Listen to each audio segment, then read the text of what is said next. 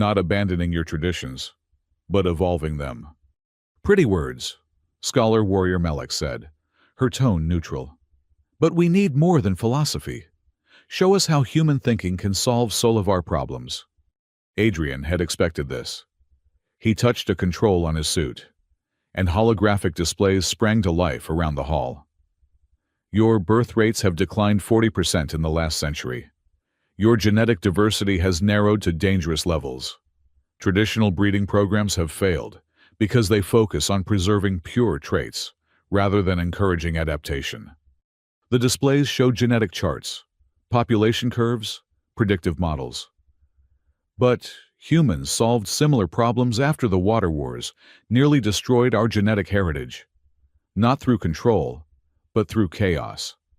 Random matching algorithms that prioritize genetic compatibility over social standing.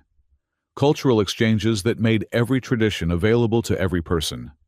We didn't preserve our culture by keeping it pure. We preserved it by letting it evolve.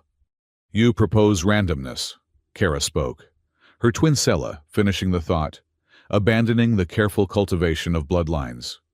I propose choice. Adrian's voice grew stronger. The covenant itself is proof. Caney didn't choose my ancestor because of his bloodline or his strength. He chose him because Marcus Trent did something unexpected. He put another's life above his own gain. That's what the Solovar have lost. Not strength, but the ability to surprise yourselves. War Master Doran leaned forward. And you believe humans can return this to us? Not return. Share. Adrian gestured to Sarai. Lady Sarai creates art that captures combat in crystal. She's already synthesis, already proof that warrior and artist can coexist. How many others like her have been forced to choose one, nature over another? How many innovations have you lost to tradition? He was warming to his theme now. The diplomat in him, finally finding its voice. Humans are chaotic, yes. We're merchants and warriors, artists and engineers, often in the same person. We argue with ourselves, contradict our own beliefs, change our minds. And that's exactly what you need. Not to become human, but to remember that strength comes in many forms. Including deception. Varrock's voice cut through the hall. The Purity faction leader stood in the gallery, his presence turning heads. Show them what else the watch revealed. Human. Show them the price of your synthesis. Adrian's blood ran cold. He'd wondered when Varrock would make his move. Oh yes, Varrock continued, descending toward the council floor. I've done my research. The Timekeeper's records are quite thorough. Tell them what happened to Marcus Trent after the covenant was signed. Tell them why he really asked for time. The watch pulsed urgently, showing Adrian flashes of records he'd never seen. Histories buried in quantum archives. His ancestor's face, scarred and desperate. A betrayal, a loss, a reason for everything. Marcus Trent, Adrian said slowly, lost his family to a Solovar raid before he saved Kane. His wife, his children, killed in a territorial dispute. Gasps echoed through the hall. Even Sarai looked shocked. He had every reason to seek revenge, Adrian continued. The covenant could have been his weapon. Generations of planning to destroy the Solovar from within. Is that what you expected me to say? Varrock. The general's smile was predatory. The truth speaks for itself. Yes, it does. Adrian squared his shoulders. Marcus Trent lost everything to violence. He could have perpetuated that cycle, used the covenant for revenge. Instead, he chose hope. He asked for time because he believed that given enough chances, both species could learn to see past their fears. He turned his grief into grace. The watch grew warm in his hand. And suddenly, Adrian understood something fundamental. That's what humans offer. Not perfection, but the choice to be better than our worst impulses. Marcus didn't forgive the Solovar for his family's death, but he chose to believe his descendants might live in a galaxy where such deaths were history, not future. Weakness, Varrock spat. Capitulation disguised as wisdom. Strength, Sarai countered, stepping beside Adrian. The strength to break cycles instead of perpetuating them. The courage to choose synthesis over supremacy. She addressed the council directly. I've spent days with this human. He's shown me innovations our greatest scientists missed. Approaches our strategists never considered. Not because humans are superior, but because they think differently. Isn't that diversity worth preserving?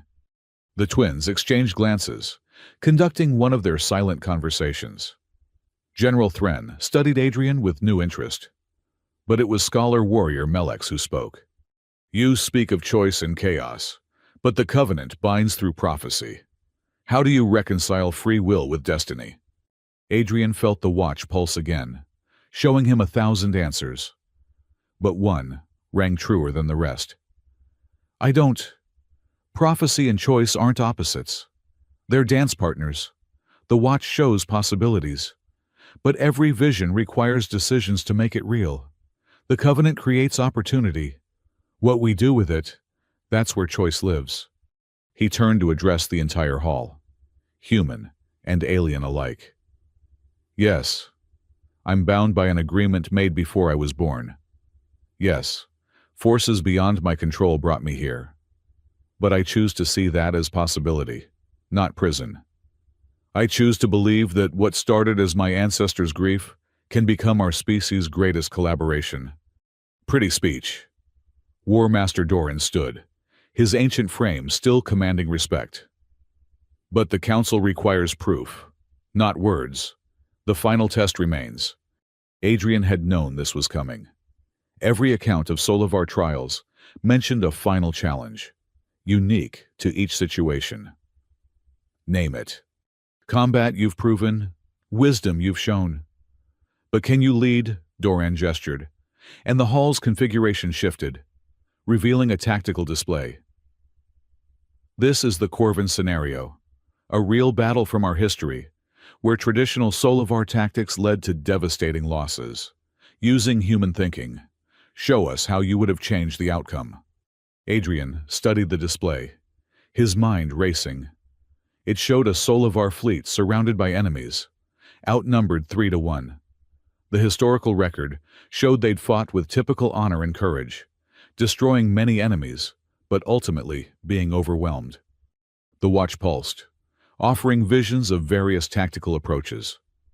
But Adrian pushed them aside, looking for something deeper. What would a human commander do differently? May I? He gestured to the display controls. At Doran's nod, he began rearranging pieces. The Solivar fought as warriors, seeking glorious battle.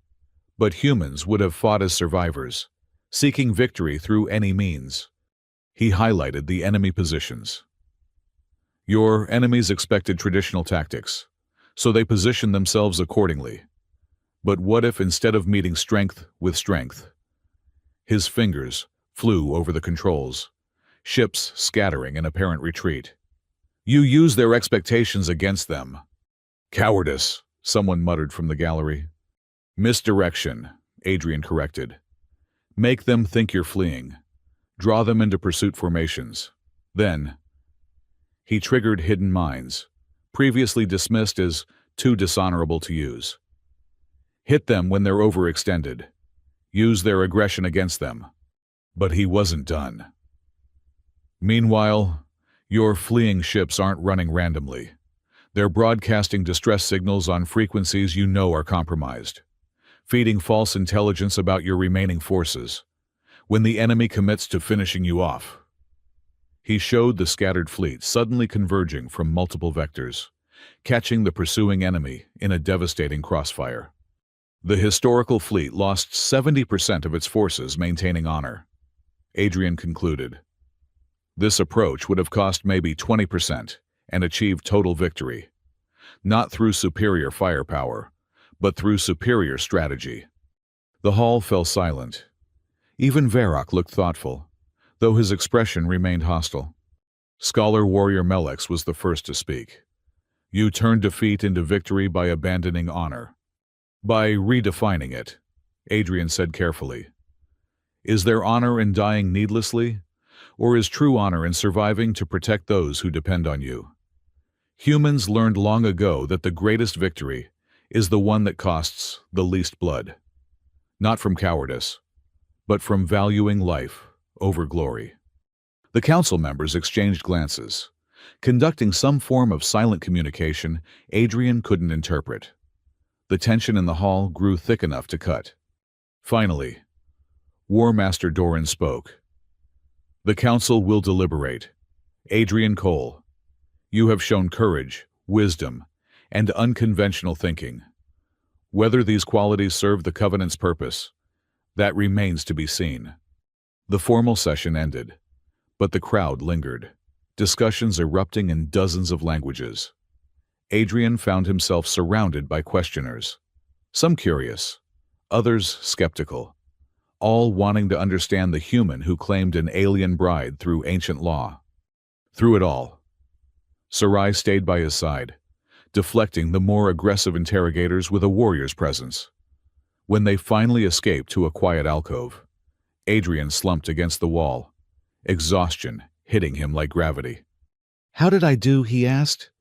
"You challenged everything they believe about warfare, honor, and tradition." She smiled slightly.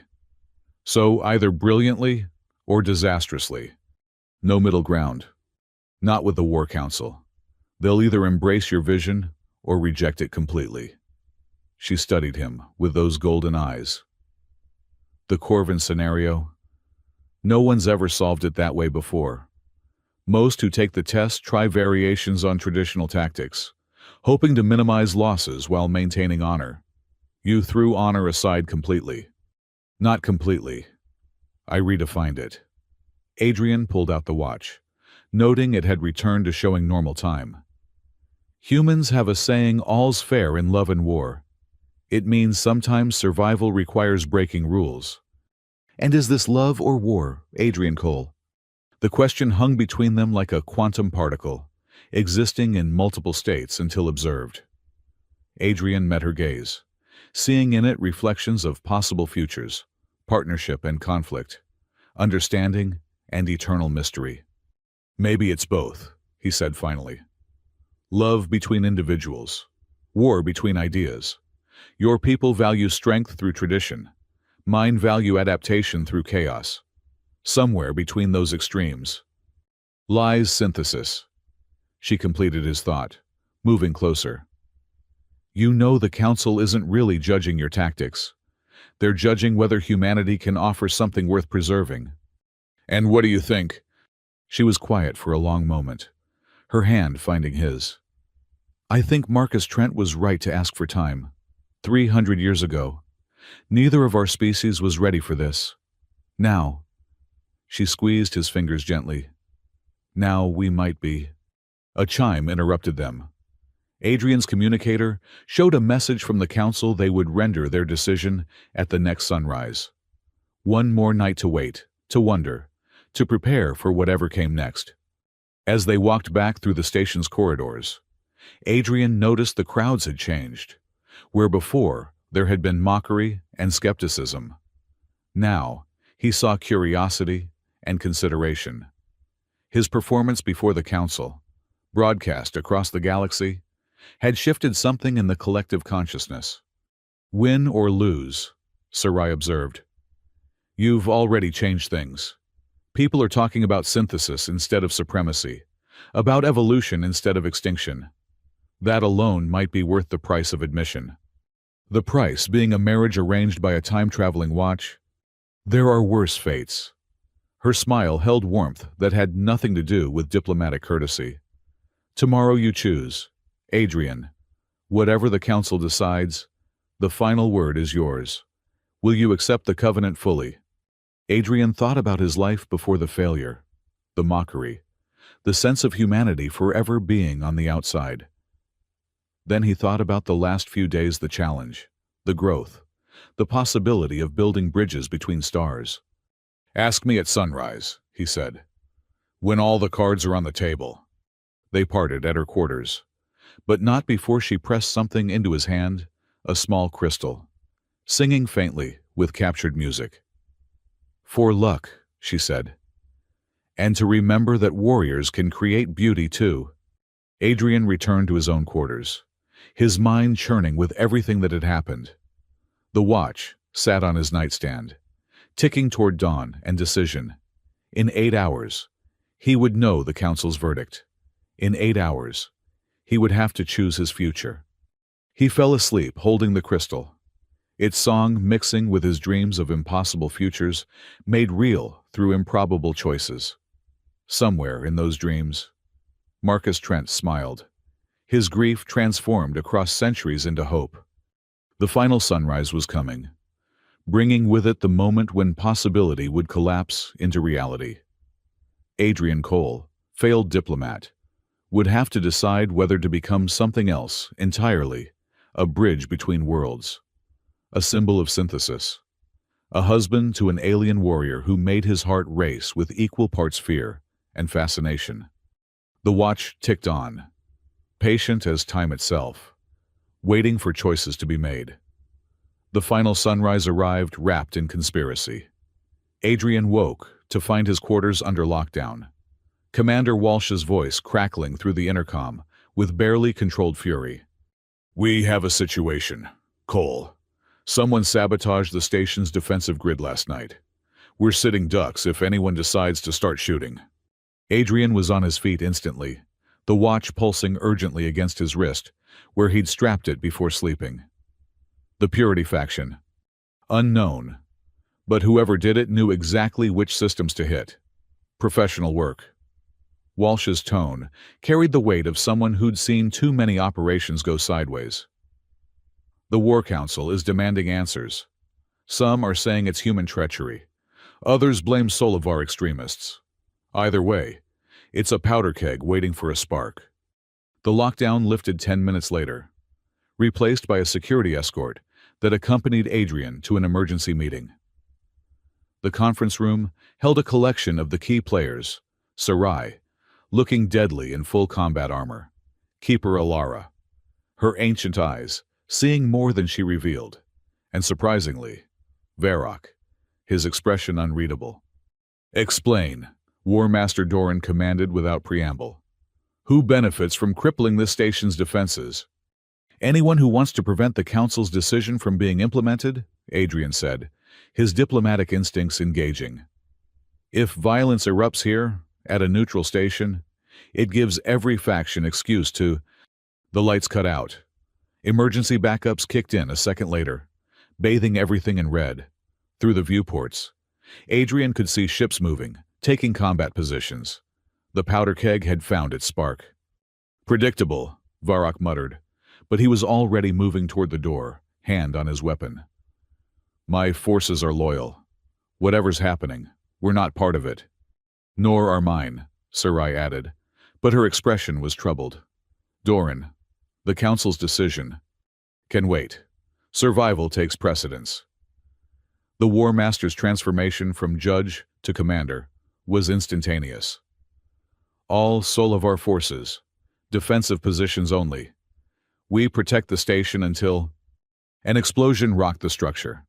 Adrian grabbed the table for support as the station's alarm systems screamed to life. Through the chaos, the watch showed him Flash's ships firing, but not at each other. They were firing at something approaching from deep space. "Incoming vessels!" Walsh's voice cut through the communication system. "Unknown configuration, unknown origin. They're not responding to any hails and they're coming in hot." Adrian reached for the watch, letting its visions flow freely. In the probability streams, he saw the approaching ships clearly sleek, predatory things that seemed to bend space around them. And riding in the lead ship, a figure he recognized from historical archives. "Pirates," he breathed. "But not just any pirates. The Quantum Reapers." The room went still. The Quantum Reapers were legend. A fleet that existed partially outside normal space-time, raiding across dimensions. They hadn't been seen in decades, assumed destroyed or lost to whatever dimension they'd originated from. "Impossible," General Thren said. "We destroyed their anchor points. Without them, they can't maintain coherence in our reality. Unless someone gave them new ones. Adrian's mind raced through possibilities. The sabotage wasn't about starting a war between us. It was about leaving us vulnerable to outside attack. Someone hired the Reapers to attack during the council gathering, when all eyes were turned inward. Who, Sarai demanded? Who gains from this? Before anyone could answer, the station shuddered again. The Reapers had engaged, their weapons tearing through disabled shields like tissue paper. In the distance, both human and Solovar ships were returning fire. But their shots seemed to pass through the attackers more often than not. Phase variance, Keeper Alara observed calmly. They're shifting between dimensional states to avoid damage. Clever and familiar. She turned those ancient eyes on Adrian. Your watch, young human. It operates on similar principles. Does it not? Adrian pulled out the timepiece, which was now glowing with an inner light he'd never seen before. The face showed not time, but coordinates, equations, something that made his eyes water to look at directly. It's resonating with them, he realized. The watch and the Reapers, they're using the same technology, or related technology. Then use it, Doran commanded. If the watch can interact with their phase variants. Another explosion, closer this time. The lights flickered, and in that stroboscopic moment, Adrian saw him, the merchant who'd given him the watch, standing in the corner of the room, as if he'd always been there. Time's up, the merchant said, his coat still seeming to absorb light. The audition is over. Now comes the real performance. Everyone in the room reacted at once, weapons appearing from nowhere to point at the intruder. He ignored them all, focusing on Adrian with eyes that held the depth of collapsed stars. Who are you? Adrian demanded. What is this really about? I'm a merchant of possibilities. A trader in futures that might have been. The figure moved forward, weapons tracking him, but no one firing, as if held by some force. Your ancestor made a bargain, but not just with the Solovar. He made one with us as well. The Timekeepers are not just Solovar. Adrian Cole. We are older than that. We are the ones who guard the streams of probability itself. The Reapers are a test and a consequence and an opportunity. The merchant smiled, an expression that seemed to exist in multiple dimensions. Every future where humanity and the Solovar unite successfully requires a catalyst. Something that forces cooperation over conflict. We've provided that catalyst. You're using us, Sarai snarled, her blade clearing its sheath. Playing with lives for your amusement. Saving lives through necessary crisis. The merchant didn't flinch from her blade. Without external threat, your council would have deliberated for days, weeks. Factions would have formed. Conflicts would have escalated. Small wars would become large ones. We've seen those timelines. They end in fire. Adrian felt the watch burning against his wrist. Visions flooding his mind faster than he could process. Thousands of futures, branching and collapsing based on decisions made in the next moments. In some, the station fell. In others, an alliance was forged in battle that no amount of diplomacy could have achieved. The choice is still yours, the merchant continued. Use the watch to stabilize the Reaper's phase variants. Make them vulnerable. Unite your forces in common cause. Or let chaos reign and see which timeline we all fall into. He faded like smoke, leaving only the lingering scent of possibility and the weight of impossible choices. Can you do it? Doran asked Adrian directly. Can you use the watch against the Reapers? Adrian looked at the timepiece, its face now showing what he recognized as quantum equations. Maybe, but I'll need help. The watch shows possibilities, but I don't understand the technology enough to. I do. Keeper Alara stepped forward. The Timekeeper's tools are familiar to me, but we'll need more than knowledge. We'll need someone who can interface with the station systems, boost the signal, And someone who can coordinate our forces once the Reapers are vulnerable, Sarai added. She looked at Varrock. Whatever our differences, we need unified command. The Purity faction leader hesitated. Generations of prejudice warring with practical necessity. Another explosion decided him. Agreed. But this changes nothing about the Covenant. Everything in its time, Doran said. Adrian Cole, you asked for synthesis between our peoples. Here's your chance to prove it works. Show us human adaptability merged with Solovar strength can overcome impossible odds. They moved as one toward the station's command center. The journey a nightmare of damaged corridors and emergency lighting. Bodies lay in some passages, victims of decompression when the Reaper's weapons had breached outer sections. Adrian forced himself to keep moving, to not think about how many had died while he'd slept. The command center was organized chaos. Walsh directed damage control teams with military efficiency, while her staff tried to coordinate the defensive response. On the main screen, the battle played out in deadly beauty, phase-shifted pirate vessels dancing between dimensions, while human and Solovar ships struggled to land meaningful hits. About time, Walsh said as they entered. We're getting slaughtered out there. Those things appear, fire, and vanish before we can respond. It's like fighting ghosts. Not ghosts, Adrian said, moving to the central console. Just operating on different dimensional frequencies. Alara, I need you to translate what the watch is showing. Walsh, can you give me direct interface with the station's communication array? What are you planning? To turn the entire station into a dimensional anchor. The words came from somewhere deeper than conscious thought, as if the watch was speaking through him. The Reapers phase shift to avoid damage, but they need reference points to navigate between dimensions. If we can broadcast a quantum signature that interferes with their navigation, they'll be forced to stay in our dimension, Alara finished, her hands moving over controls with surprising dexterity. Brilliant. Insane, but brilliant. Story of humanity, Sarai murmured, taking position at the tactical station. Varrock, I'm sending you fleet positions. Can your ships form up with mine for coordinated strikes? The general's prejudice warred with tactical necessity for only a moment. Send the data. Thren, coordinate with the human forces. We'll need overlapping fire patterns to be effective once they're solid. Adrian connected the watch to the station systems, feeling the alien technology interface with human engineering in ways that should have been impossible. The watch pulsed, its quantum signature spreading through the communication array, like infection through a body.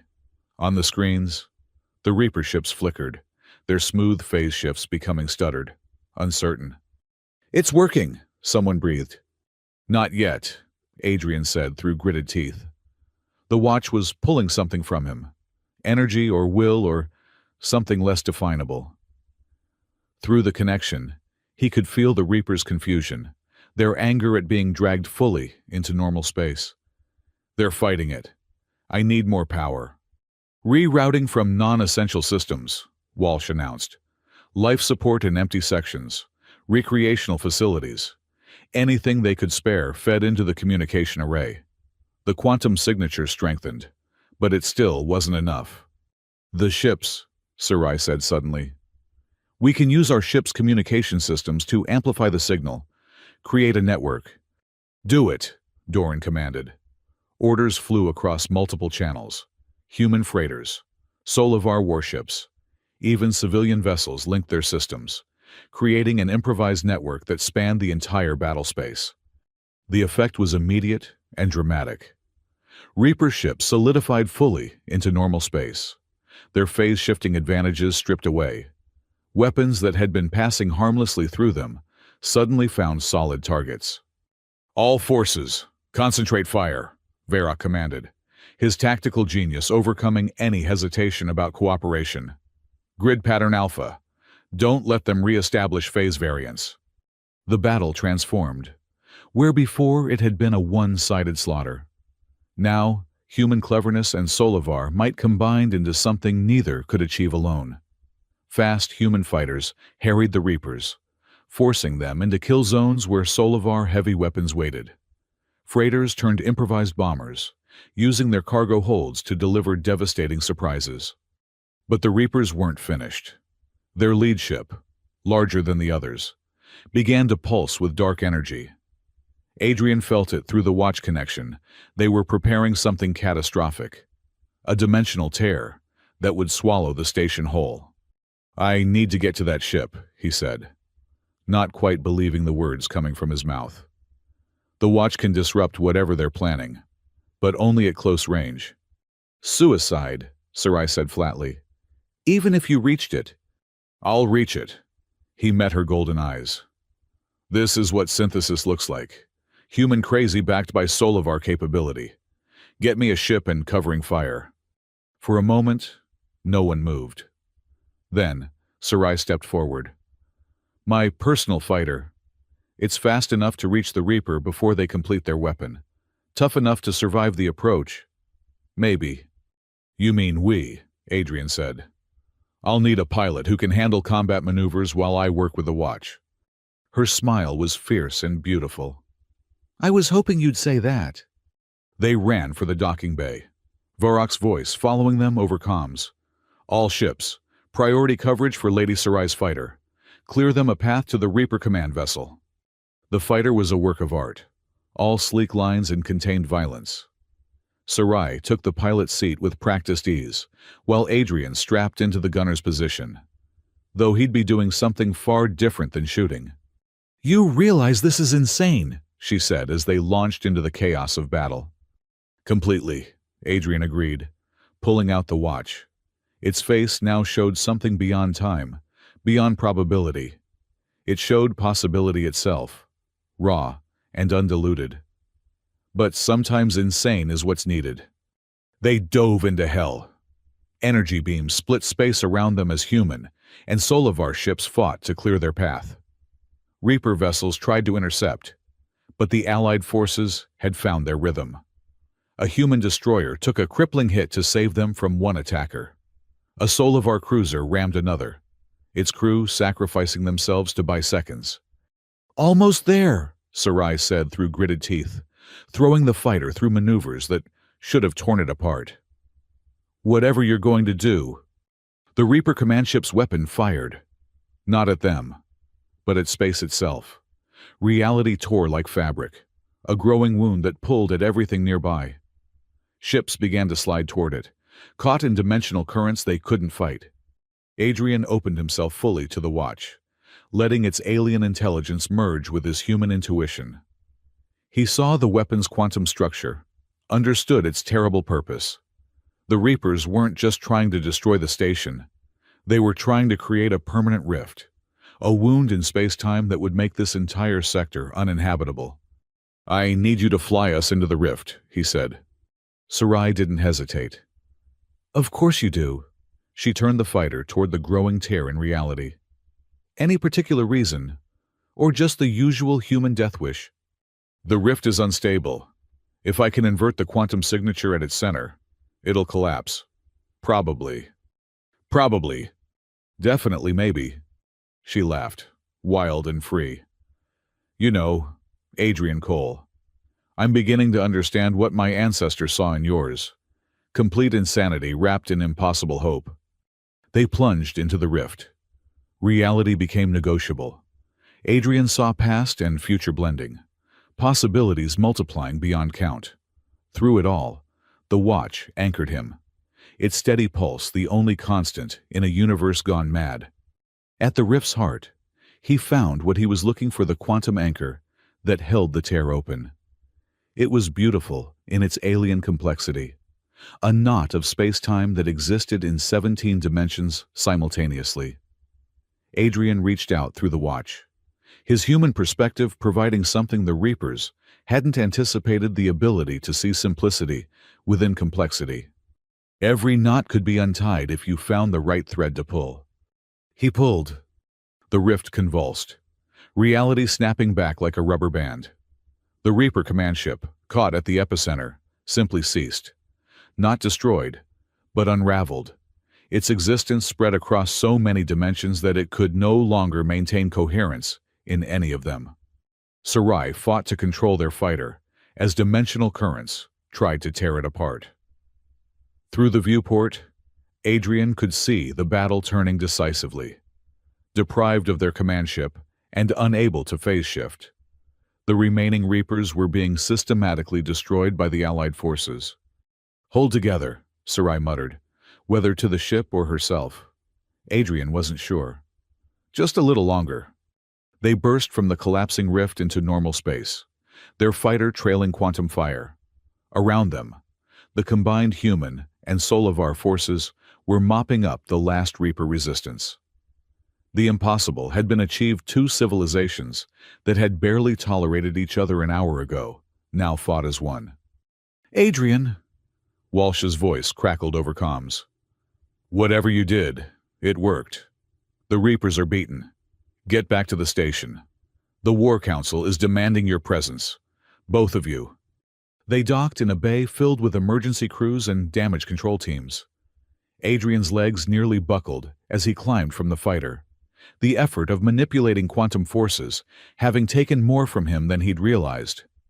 Sarai steadied him, her own exhaustion showing in the tight lines around her eyes. "So," she said as they made their way back to the command center, "still planning to refuse the Covenant?" Adrian looked at the watch, its face once again showing simple, mortal time. "I think that decision's been made for us. After this, refusing would be anticlimactic," she smiled. "Though I notice you haven't actually asked my opinion about marrying an insane human who flies into dimensional rifts for fun. I assumed the laughing while diving into certain death was approval." Fair point. The command center had been transformed into an impromptu council chamber. War Master Doran stood at its heart, the other council members arrayed around him. But the atmosphere was different now. Where before there had been judgment and skepticism, Adrian felt something new: respect. "Adrian Cole," Doran began formally, "you asked us to believe in synthesis. In the heat of battle, you proved its worth. Human innovation and Solovar strength united to defeat an enemy neither could have bested alone. The Council has reached its decision." He paused, the moment stretching. Around them, humans and Solovar waited together, united by shared survival. "The Covenant stands approved. More than that, it stands validated. What began as one man's desperate hope has become two civilizations' path forward." He gestured to Keeper Alara. "The Timekeepers have prepared the necessary ceremonies. The question now is simple. Do you accept?" Adrian felt every eye in the room on him. Through the watch, he could see the branching futures this moment would create. In some, the alliance faltered, old prejudices reasserting themselves.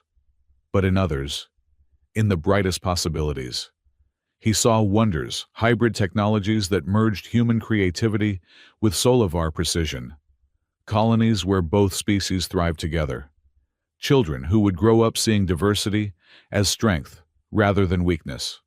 "I need to ask something first," he said. "Lady Sarai, you've been remarkably patient with having your future decided by ancient laws and quantum watches. So, let me ask properly, putting aside prophecies and covenants. Would you consider marrying a failed diplomat who apparently has a talent for dimensional rifts and terrible life choices?" The room held its breath. Even the battle-hardened warriors seemed to lean in. Sarai stepped forward, her golden eyes bright with something that might have been tears or laughter. "Adrian Cole, you impossible human. You've shown me that strength comes in forms I never imagined. You've made me laugh while facing death. You've proven that my people's survival lies not in pure blood, but in pure possibility." She took his hand, her grip firm and warm. "Yes, I'll marry you. Not because of prophecies or politics, but because I want to see what impossible things we might accomplish together." The room erupted. Cheers in a dozen languages, weapons raised in salute. even Varrock nodding with something approaching approval. Through it all, the watch pulsed steadily, its work nearly done. "Then it's settled," Doran declared. "The covenant will be fulfilled. But more than that, a new age begins. Human and Solovar, chaos and order, innovation and tradition. We'll face the future not as separate species, but as something new." Adrian pulled out the watch one more time, looking at its face.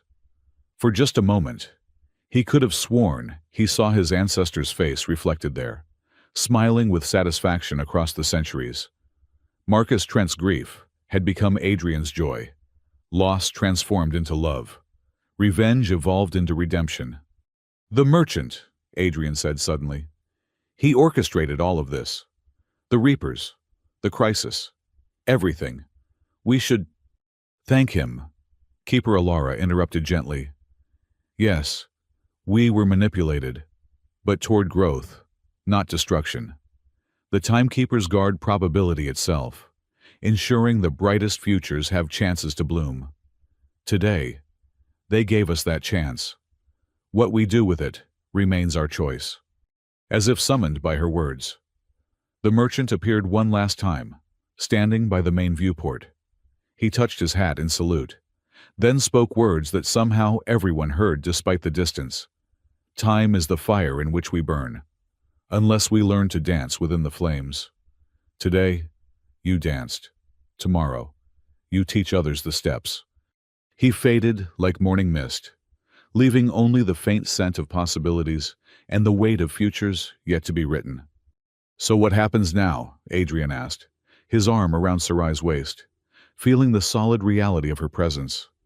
"Now," she said, "we plan a wedding that somehow honors both human chaos and Solovar tradition, which should be interesting." "Now," Doran added, "we begin the real work, integration, education, building bridges between worlds that have never existed before."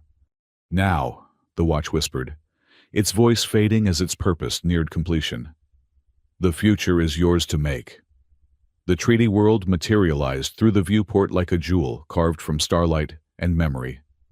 Adrian stood beside Sarai on the observation deck of the Joint Fleet's flagship, watching the planet where 3 centuries ago, Marcus Trent had transformed grief into hope.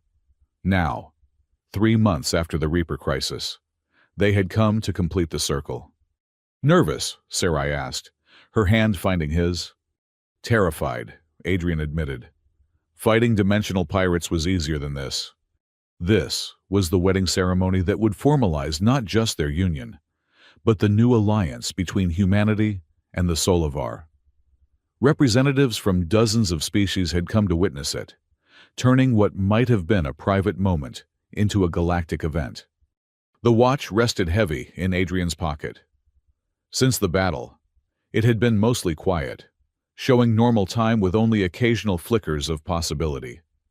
But, as they approached the treaty world, it had begun to pulse with renewed life, as if recognizing its birthplace. "Adrian!" Commander Walsh's voice came through the intercom. "We have a situation. Several, actually." Of course they did. Adrian and Sarai made their way to the bridge, where they found organized chaos. The main screen showed multiple ships converging on the treaty world from different vectors. Not all of them friendly. "The Arcturus Coalition sent a delegation," Walsh reported. "Ambassador Kresh himself, the one who laughed me out of the conference. I remember." Adrian studied the screen. "Let me guess. He's here to object to the alliance." "Actually, no. His message says he's here to witness humanity's evolution beyond merchantry." Walsh looked uncomfortable. "There's more. We've detected quantum signatures consistent with timekeeper technology. Multiple sources." Keeper Alara, who had been standing silent at the navigation station, nodded slowly. "The time of revelation approaches. All threads converge at their origin." Before Adrian could ask what that meant, another ship dropped from hyperspace. This one he recognized immediately, Varrock's flagship. The Purity faction leader had been quiet since the Reaper battle, neither supporting nor opposing the alliance. His presence here could tip the balance either way. "Incoming message from General Varrock," the communications officer announced. "Put him through," Sarai commanded. Varrock's scarred face filled the screen. "Lady Sarai, Cole, I come not as enemy, but as witness. The battle against the Reapers showed me truths I was reluctant to accept. I request permission to attend the ceremony." Adrian exchanged glances with Sarai. "And your faction will follow my lead, as they always have." Varrock paused, seeming to struggle with his next words. "You fought with honor, human, different from ours, but honor nonetheless. I would see what future this creates." It was as close to an apology as they were likely to get. "Permission granted," Adrian said. "But any disruption, there will be none from my people." Varrock cut the connection, leaving them with one less worry and several more questions. The Treaty World's capital city had been transformed for the ceremony. Human and Solovar architectural styles blended in impossible harmony, creating structures that seemed to exist in multiple dimensions simultaneously. The streets were filled with representatives from across the galaxy, all come to witness history. Adrian stood in the preparation chamber, struggling with the ceremonial armor that was part of the traditional Solovar wedding attire.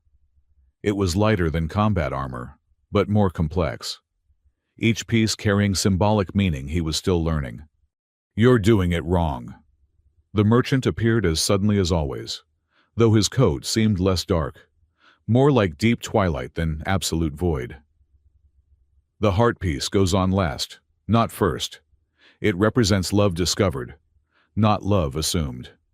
"You have a lot of nerve showing up here," Adrian said, but without real heat. The past months had given him time to think about the merchant's role in everything.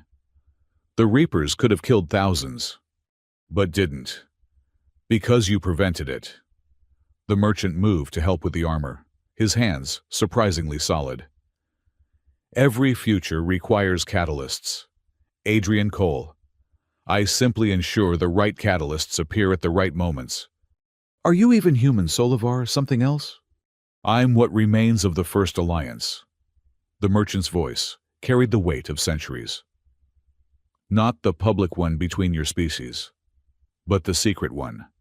The union between those who could see time's threads and those determined to weave them into better patterns. Marcus Trent wasn't just an explorer. Adrian, he was one of us, a timekeeper in all but name." Adrian absorbed this, another piece of the puzzle clicking into place. "And the watch?" "His creation, his masterpiece, a bridge between human intuition and quantum possibility." The merchant stepped back, the armor now correctly arranged. "It chose you not because of bloodline, but because of potential. The same potential Marcus saw in the future, the reason he asked for time rather than treasure." 300 years of planning for this moment? No. 300 years of creating possibilities for this moment. The choice was always yours. The merchant moved toward the door, his form already beginning to fade. "The ceremony will have surprises. Trust the watch, trust yourself, and remember time is a gift, not a chain." He vanished, leaving Adrian alone with his thoughts and the steady pulse of the watch. The ceremony venue was the Great Amphitheater, an ancient Solovar structure that predated their spaceflight. Open to the sky, it allowed the Treaty World's 3 moons to bear witness alongside the assembled dignitaries. Adrian entered from the east, following tradition, while Sarai would come from the west. They would meet in the center, where past and future converged. The crowd was vast, a sea of faces representing civilizations Adrian had only read about. He spotted Ambassador Kresh, his crystalline form refracting the moonlight into rainbows. The Arcturus delegation sat stiffly among the others, clearly uncomfortable but present. That alone was a victory. War Master Doran stood at the center of the amphitheater, serving as officiant. The ceremony would blend human and Solovar traditions, something new created from the synthesis of both. Then Sarai appeared, and Adrian forgot about crowds and politics and the weight of history. She wore armor too, but hers was crafted from metal that seemed to hold starlight, each piece telling the story of her victories and choices. Her hair was woven with quantum crystals that cast probability shadows, showing glimpses of possible futures with every movement. She was warrior and diplomat, destroyer and creator. Everything the Alliance represented made manifest. They met at the center as planned, but Adrian barely heard Doran's opening words. The watch was pulsing urgently, showing him something impossible. The amphitheater existed in multiple timelines simultaneously. Past ceremonies, future gatherings, all overlapping in this moment. "Do you see it too?" Sarai whispered. "The convergence," Keeper Alara's voice carried despite speaking softly. "This place, this moment, it's a quantum nexus. All possibilities meet here." Doran continued the ceremony, speaking of unity and evolution. But Adrian's attention was split between his words and the visions the watch provided. He saw Marcus Trent standing in this same spot, not at a wedding, but at a funeral, mourning his lost family. He saw futures where children played in the amphitheater, human and Solovar together, inventing games that required both species to win. "The vows," Doran prompted, pulling Adrian back to the present. Solovar tradition demanded vows of strength, promises to defend and conquer together. Human tradition asked for love, support, and partnership. They had written something new, combining both. "Sarai Vorkani," Adrian began, his voice carrying through the amphitheater's perfect acoustics. "I vow to stand with you in battle and in peace, to meet your strength with innovation, your tradition with adaptation. I promise not to complete you, but to complement you, creating something neither of us could achieve alone." "Adrian Cole," Sarai responded, her golden eyes bright with emotion. "I vow to guard your dreams as fiercely as any territory, to find joy in your chaos and teach you beauty and discipline. I promise to face the impossible with laughter, knowing that together, impossible is just another word for opportunity." They exchanged tokens. Adrian gave her a data crystal containing Earth's music, humanity's soul, made digital. She gave him a blade forged from metal that had traveled between stars, sharp enough to cut through doubt itself. "Now," Doran said, "the final tradition, the test of truth." This was Solovar custom, at its most ancient. The couple must face a challenge together, proving their unity before the vows could be sealed. Usually, it was symbolic, a choreographed combat or puzzle. But as Doran stepped back, the air in the amphitheater changed. The merchant appeared, but not alone. With him stood figures that seemed to exist partially in multiple timelines. The original timekeepers, beings who had learned to see beyond linear time. They formed a circle around Adrian and Sarai, their presence making reality fluctuate. "The test of truth is not what you do," the merchant announced, his voice echoing across dimensions. "But what you choose. Show them, Adrian Cole. Show them what the watch has been preparing you to see." The watch burst into brilliant light, and suddenly, Adrian could see everything. Not just the ceremony, but the web of cause and effect that led to this moment. He saw his failure at Arcturus, but now understood it was necessary. Without that humiliation, he would never have been in the bar when the merchant appeared. He saw the Reaper attack, orchestrated but essential, forcing cooperation that diplomacy alone could never achieve. But more than past, he saw future. Two paths diverged from this moment, each equally possible. In one, the Alliance succeeded through careful steps. Humanity and the Solovar slowly integrated, preserving their distinct cultures while sharing knowledge. It was safe, stable, and ultimately limited. They survived, but never truly thrived. In the other, they took a leap. Full integration, not just alliance. Human chaos and Solovar order didn't just cooperate but merged, creating something entirely new. It was dangerous, unpredictable, and brilliant. Some would be lost in the transformation, but what emerged would be greater than either species alone. Choose, the timekeepers spoke in unison. Show them the future you will create. Adrian looked at Sarai, seeing the same understanding in her eyes. The choice wasn't his alone. It never had been. Together, he asked. Always, she replied. They reached for the watch together, their hands touching its surface. The visions flowed between them, shared completely for the first time. Adrian felt Sarai's warrior's heart, her hidden fears about losing her people's identity. She felt his diplomat's soul, his terror of failing again on a larger stage. But beneath fear, they found hope. The same hope that had driven Marcus Trent to choose future over revenge. The same hope that had carried them through impossible battles. We choose synthesis, they said in unison. Not alliance but evolution. Not two species cooperating but one people becoming. The amphitheater erupted in light. The timekeepers' forms solidified fully into the present, revealing themselves as beings who had already walked this path. They were neither fully organic nor artificial, neither bound by time nor free from it. They were what awaited at the end of the journey Adrian and Sarai were beginning. Then receive our blessing, the merchant said, and Adrian finally understood.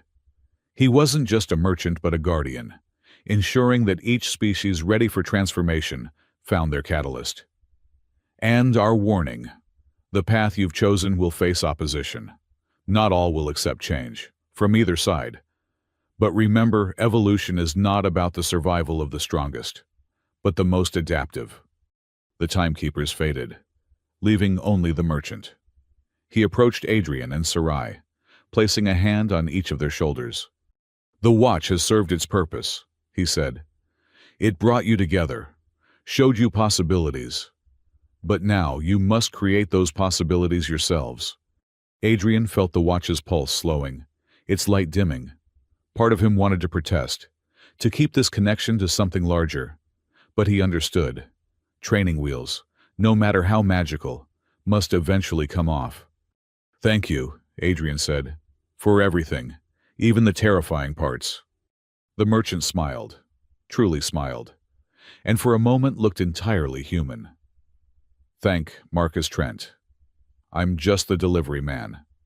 He stepped back, tipping his hat. Until next time, because there's always a next time, in one timeline or another. He vanished for the final time, leaving them standing together as the crowd slowly processed what they had witnessed. Some faces showed fear, others wonder. Ambassador Kresh's crystalline form had gone completely still, refracting light in patterns that suggested deep thought. The ceremony concludes, Doran announced, his voice steady despite the extraordinary events. What was two is now one. What was separate is now joined. May the future they create surpass all our possibilities.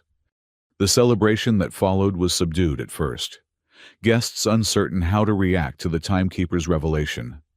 But as Adrian and Sarai moved through the crowd, speaking with representatives, sharing their vision, the mood began to shift. You truly believe this can work? Ambassador Kresh asked, his harmonic voice skeptical, but no longer dismissive. Complete integration between species so different. We've already started, Sarai pointed out. The battle against the Reapers required human and Solovar minds working as one. Our technologies are already merging, creating solutions neither could imagine alone. And it's voluntary, Adrian added. No one will be forced to change, but for those ready to evolve, to become something more.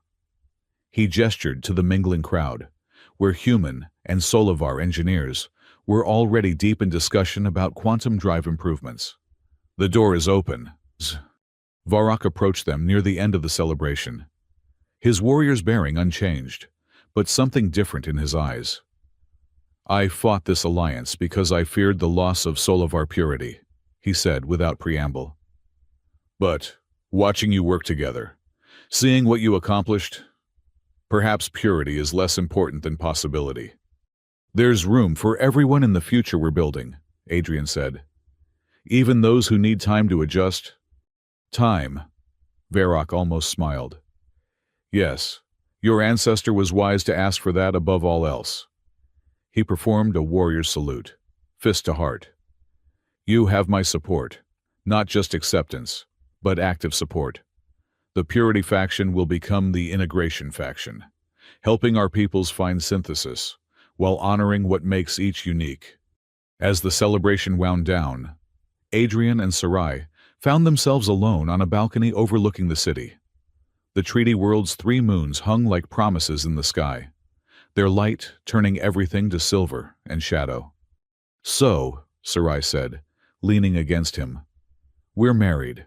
We've changed the course of galactic civilization, and apparently, we're going to evolve into beings of pure possibility. Just another Thursday. Adrian laughed, feeling lighter than he had in years. Just wait until you see what I have planned for Friday. The watch, quiet now but still warm against his chest, chimed once, not announcing anything, just marking the moment. A new second in a new future, full of infinite possibility. Any regrets? Sarai asked. Adrian thought about his life before the failure, the mockery, the sense of being forever on the outside. Then he looked at what surrounded him, a wife who made him stronger, allies who had been enemies, a future bright with unprecedented possibilities. None, he said. For the first time in my life, I'm exactly where I'm supposed to be. Good. She kissed him, a gesture that meant something different in soul of our culture than human, but perfect in its synthesis. Because tomorrow, the real work begins. Integration committees, cultural exchange programs, probably a few dozen crises we can't even imagine yet. Wouldn't have it any other way. They stood together, watching the city below, where 2 civilizations were becoming one celebration at a time.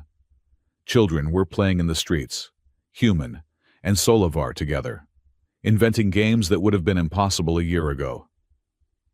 Their laughter carried on the night wind, the sound of evolution in progress.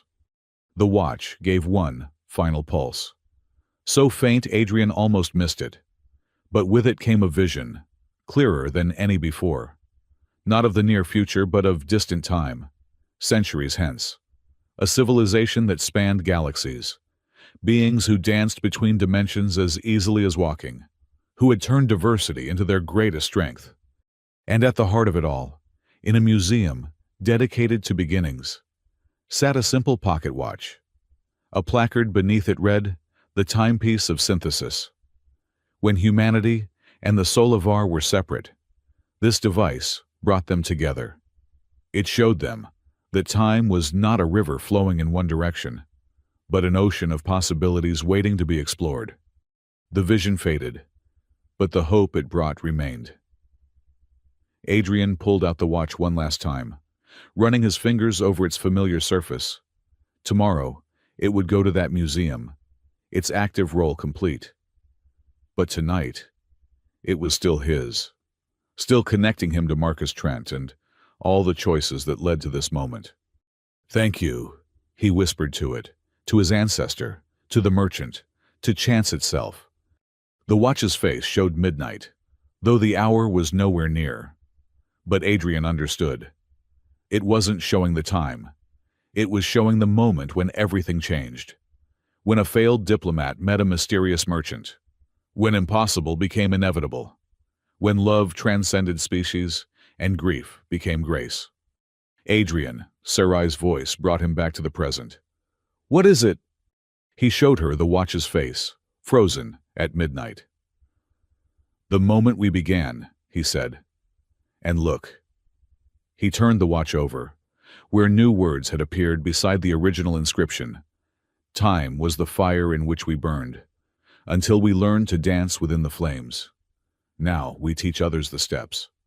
She smiled, understanding perfectly. From fire to dance to teaching, the cycle completes and begins again. In the distance, music started. Human jazz, mixing with Solivar battle hymns, creating something that should have been cacophony, but instead found unexpected harmony. People were dancing, moving to rhythms that belonged to no one culture, but to the new one being born. "Shall we?" Adrian asked, offering his hand. "Lead the way, husband," Sarai replied. "Let's show them how it's done." They descended to join the celebration, leaving the watch on the balcony where moonlight could kiss its face. Its work was finished, its purpose fulfilled. Marcus Trent's desperate hope had become Adrian and Sarai's living reality. Behind them, the watch ticked one last time and fell silent. But in that silence was satisfaction, completion.